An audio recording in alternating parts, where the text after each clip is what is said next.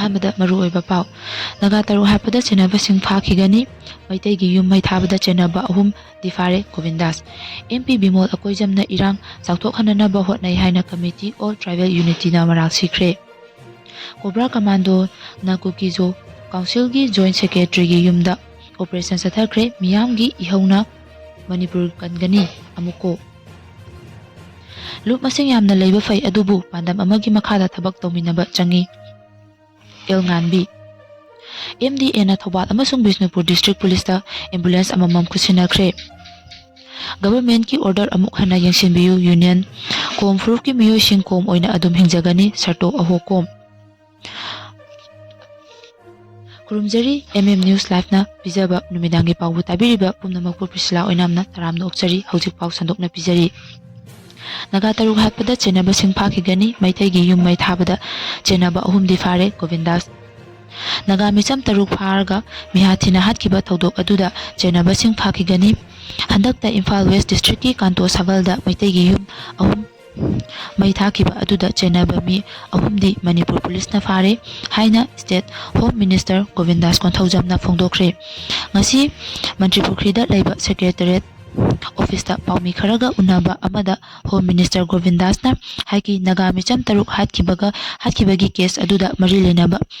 ꯃꯅꯤꯄꯨꯔ ꯒꯣꯚꯔꯟꯃꯦꯟꯠꯅ ꯃꯈꯥ ꯇꯥꯅ ꯑꯣꯄꯔꯦꯁꯟ ꯆꯠꯊꯔꯤ ꯅꯣꯡꯃ ꯅꯤꯅꯤ ꯑꯁꯤꯗ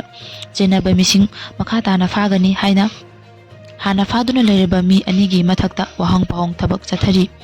ꯃꯍꯥꯛꯅ ꯍꯥꯏꯔꯤ ꯍꯧꯈꯤꯕ ꯃꯦ 18ꯗ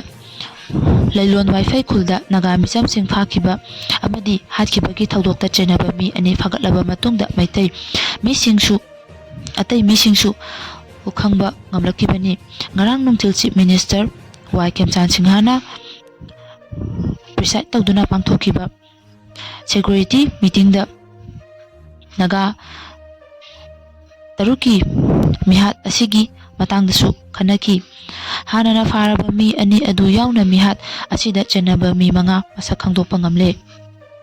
MP ꯕꯤꯃꯣꯜ ꯑꯀꯣꯏꯖꯝꯅ ꯏꯔꯥꯡ ꯆꯥꯎꯊꯣꯛꯍꯟꯅꯕ ꯍꯣꯠꯅꯩ ꯍꯥꯏꯅ ꯀꯃꯤꯇꯤ ꯑꯣꯜ ꯇ꯭ꯔꯥꯏꯕꯦꯜ ꯌꯨꯅꯤꯇꯤꯅ ꯃꯔꯥꯜ ꯁꯤꯈ꯭ꯔꯦ ꯃꯅꯤꯄꯨꯔꯤ ꯂꯣꯛ ꯁꯚꯥꯒꯤ MP ꯗꯥꯛꯇꯔ ꯑꯉꯣꯝꯆꯥ ꯕꯤꯃꯣꯜ ꯑꯀꯣꯏꯖꯝꯅ ꯂꯩꯃꯈꯣꯡꯗ ꯊꯣꯛꯈꯤꯕ ꯎꯪꯈꯠꯅꯕ ꯑꯗꯨ ꯃꯈꯥ ꯇꯥꯅ ꯆꯥꯎꯊꯣꯛꯍꯜꯂꯦ ꯃꯍꯥꯛꯅ ꯐꯣꯡꯗꯣꯛꯈꯤꯕ ꯋꯥꯐꯝꯅ ꯃꯤꯌꯥꯝꯗ ꯍꯦꯟꯅ ꯈꯣꯏꯔꯥꯡ ꯈꯣꯏꯁꯥꯎꯅꯕ ꯐꯥꯎꯍꯜꯂꯦ ꯍꯥꯏꯅ ꯀꯣꯇꯨ ꯀꯃꯤꯇꯤ ꯑꯣꯟ ꯇ꯭ꯔꯥꯏꯕꯦꯜ ꯌꯨꯅꯤꯇꯤ ꯁꯗꯔ ꯍꯤꯜꯁ ꯀꯥꯡꯄꯣꯛꯄꯤꯅ ꯃꯔꯥꯜ ꯁꯤꯈ꯭ꯔꯦ ꯀꯣꯇꯨꯅ ꯊꯣꯛꯄ ꯆꯦꯔꯣꯜ ꯑꯃꯅ ꯍꯥꯏ ꯊꯥ ꯑꯁꯤꯒꯤ 18ꯗ ꯂꯩꯃꯈꯣꯡꯗ ꯊꯣꯛꯈꯤꯕ ꯊꯧꯗꯣꯛ ꯑꯗꯨꯒꯤ ꯃꯇꯨꯡꯗ MP ꯗꯥꯛꯇꯔ ꯕꯤꯃꯣꯜ ꯑꯀꯣꯏꯖꯝꯅ ꯐꯣꯡꯗꯣꯛꯈꯤꯕ ꯋꯥꯐꯝ ꯑꯗꯨꯅ ꯃꯤꯌꯥꯝꯗ ꯈꯣꯏꯔꯥꯡ ꯈꯣꯏꯁꯥꯎꯅꯕ ꯄꯣꯛꯍꯟꯗꯨꯅ ꯍꯦꯟꯅ ꯐꯤꯚꯝ ꯂꯨꯁꯤꯜꯍꯜꯂꯦ ꯀꯥꯡꯄꯣꯛꯄꯤ ꯗꯤꯁꯇ꯭ꯔꯤꯛꯇ ꯃꯇꯝ ꯁꯥꯡꯅ ꯃꯤꯌꯥꯝꯒꯤ ꯇꯉꯥꯏꯐꯗꯕ ꯄꯣꯠꯂꯝꯁꯤꯡ ꯁꯄ꯭ꯂꯥꯏ ꯇꯧꯕ ꯊꯤꯡꯕꯒꯤ ꯒꯚꯔꯟꯃꯦꯟꯠꯀꯤ ꯃꯊꯛꯇ ꯄꯦꯟꯗꯕ ꯐꯣꯡꯗꯣꯛꯇꯨꯅ ꯈꯣꯡꯖꯪ ꯆꯪꯁꯤꯟꯕꯗ ꯚꯥꯏꯑꯣꯂꯦꯟꯠꯀꯤ ꯊꯧꯗꯣꯛ ꯑꯗꯨ ꯊꯣꯛꯈꯤꯕꯅꯤ ꯀꯣꯕ꯭ꯔꯥ ꯀꯃꯥꯟꯗꯣꯅ ꯀꯨꯀꯤ ꯖꯣ ꯀꯥꯎꯟꯁꯤꯜꯒꯤ ꯖꯣꯏꯟꯠ ꯁꯦꯀ꯭ꯔꯦꯇꯔꯤꯒꯤ ꯌꯨꯝꯗ ꯑꯣꯄꯔꯦꯁꯟ ꯆꯠꯊꯈ꯭ꯔꯦ CRPFꯀꯤ ꯀꯣꯕ꯭ꯔꯥꯒꯤ ꯖꯣꯏꯟꯠ ꯁꯦꯀ꯭ꯔꯦꯇꯔꯤ ꯗꯧꯃꯤꯟꯂꯥꯜ ꯍꯥꯎꯀꯤꯞꯀꯤ ꯀꯥꯡꯄꯣꯛꯄꯤꯗ ꯂꯩꯕ ꯌꯨꯝꯗ ꯊꯤꯕ ꯍꯨꯝꯕꯒꯤ ꯊꯕꯛ ꯆꯠꯊꯈ꯭ꯔꯦ ꯊꯧꯗꯣꯛ ꯑꯗꯨꯒꯤ ꯏꯟꯀ꯭ꯋꯥꯔꯤ ꯆꯠꯊꯒꯗꯕꯅꯤ ꯍꯥꯏꯅ ꯗꯤꯃꯥꯟ ꯇꯧꯔꯗꯨꯅ ꯀꯨꯀꯤ ꯖꯣ ꯀꯥꯎꯟꯁꯤꯜꯅ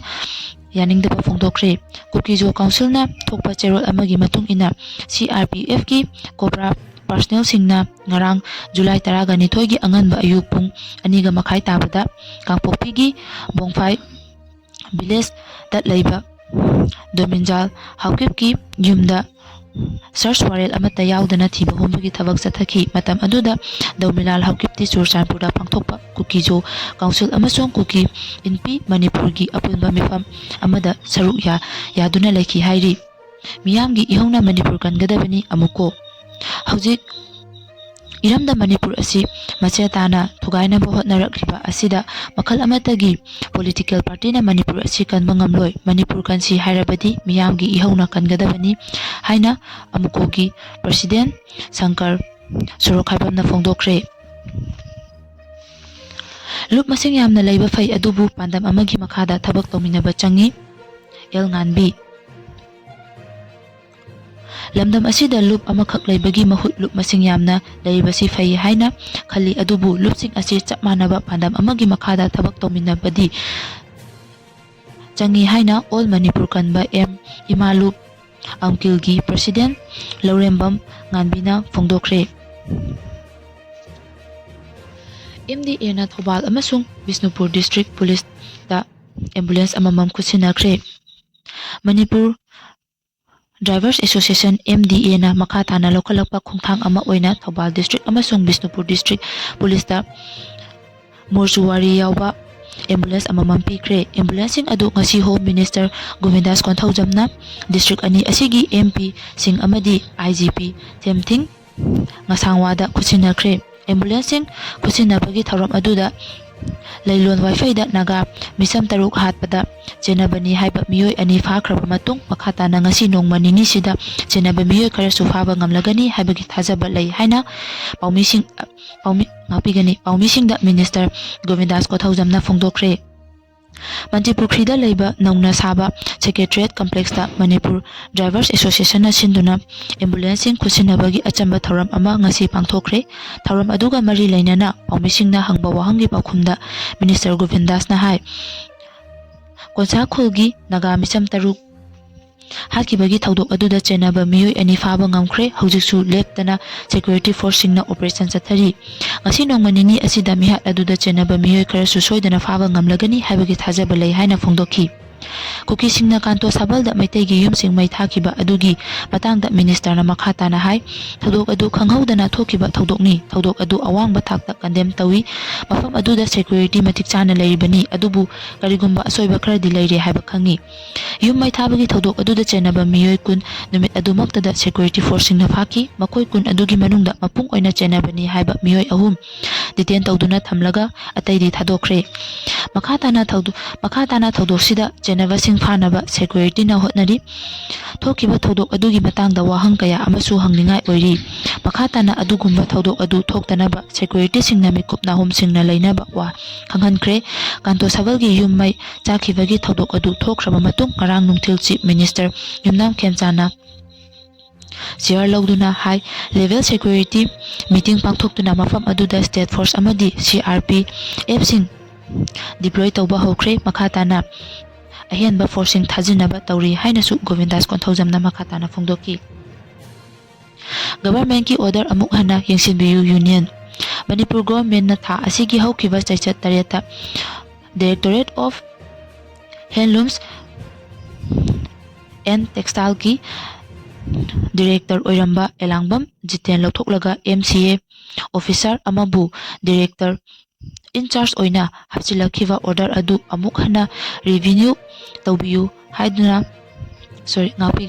review tawbiyu haina Handloom and Textile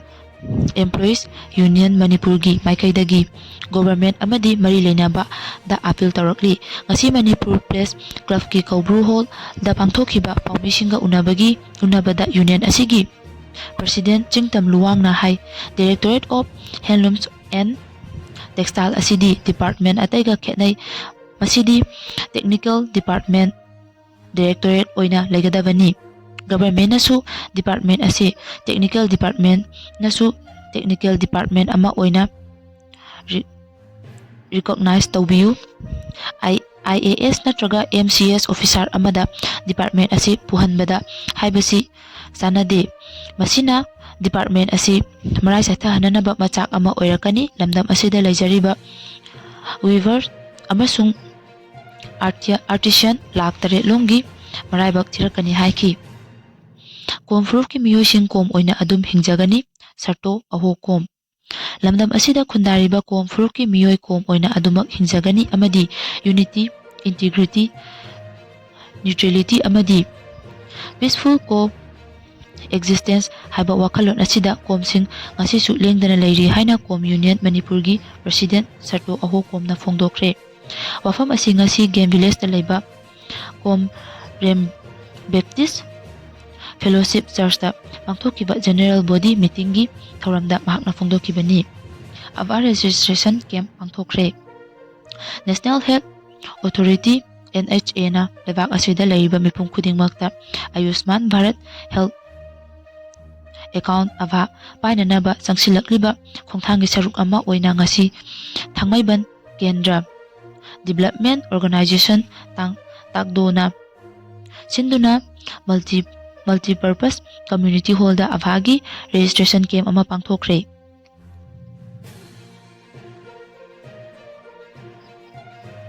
ꯃꯇꯥꯡ ꯑꯁꯤꯗ ꯅ꯭ꯌꯨꯁ ꯂꯥꯏꯚꯅ ꯄꯤꯖꯕ ꯅꯨꯃꯤꯗꯥꯡꯒꯤ ꯄꯥꯎ ꯂꯣꯏꯁꯤꯟꯖꯔꯦ꯫ ꯇꯥꯕꯤꯔꯤꯕ ꯄꯨꯝꯅꯃꯛꯄꯨ ꯑꯃꯨꯛꯀ ꯍꯟꯅ ꯈꯨꯔꯨꯝꯖꯔꯤ꯫